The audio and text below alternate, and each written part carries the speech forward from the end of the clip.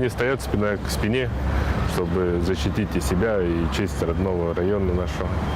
В детстве мы все выросли на историях, да, и они прямо вот как Геракл, как Геркулес, ну, такие большие личности. Они каждый по себе уникальные, очень сложные характеры, очень разные люди. Нужно было уловить, показать не только портретное сходство, а характер немножко раскрыть.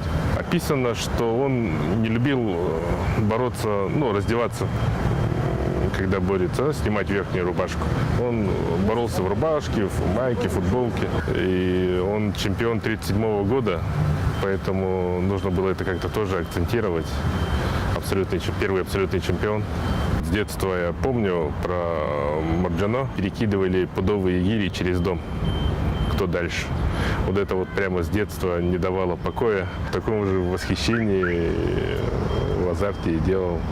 А Никита Константинович, ну, показать его офицерскую выправку, наверное, больше всего.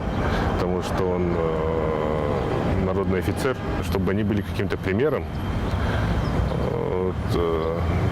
Никита Константинович говорил, что дело не в том, кто сильнее среди них, да, а дело все в борьбе, в хапсагай.